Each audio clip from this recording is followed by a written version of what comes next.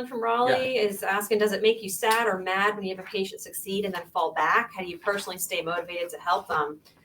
No, I don't. I never get sad or mad at all. Yeah.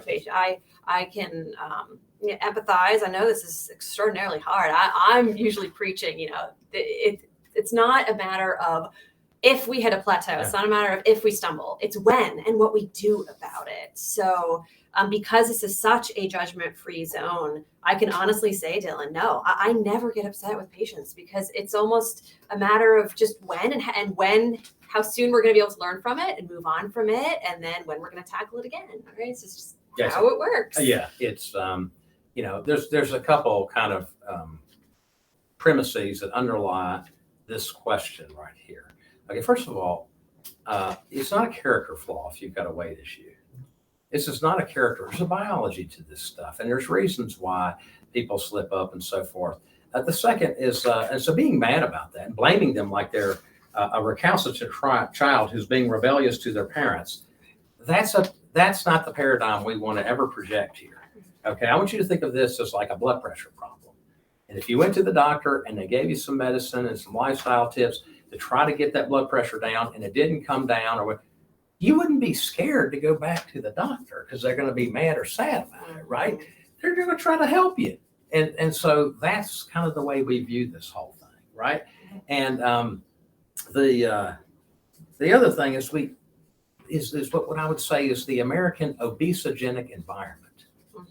Okay, we've got a food supply and a way of doing things. Eric pointed out the sedentary lifestyle. If you'd have been alive 100 years ago, these roads you're driving on, some damn body was building those roads. Yes, sir. Okay, and it was our grandparents. They were out there working hard. They weren't working these kind of jobs like I work, where I'm in here in the air conditioning, sitting down in chairs and all this other sort of thing.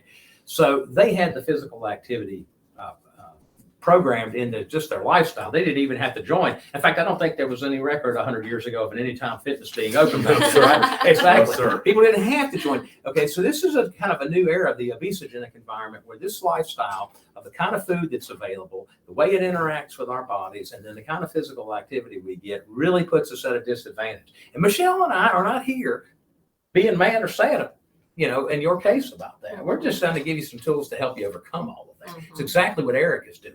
And so we have a shared goal. It's like, hey, look, there's a way out of this thing, right? I don't care how many times you slip up. If you can convince yourself that the only perfect guy lived a couple thousand years ago, right, and walked the planet then, according to the legend, then you can say, okay, look, if I make mistakes and my weight goes up and stuff, getting focused on the fact that all these negative things that you think about yourself is not going to help you.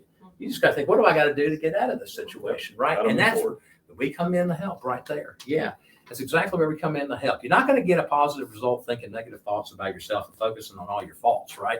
So water under the bridge is water under the bridge. Let it be, and let's move forward, right? We're going to help you. We're not ever going to tear you down. We're going to build you up. That's exactly the way Eric will do it.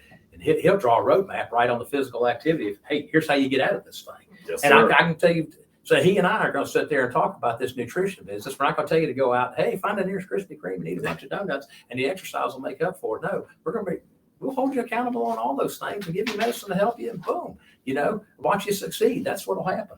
Yeah, that's what'll happen. Good question.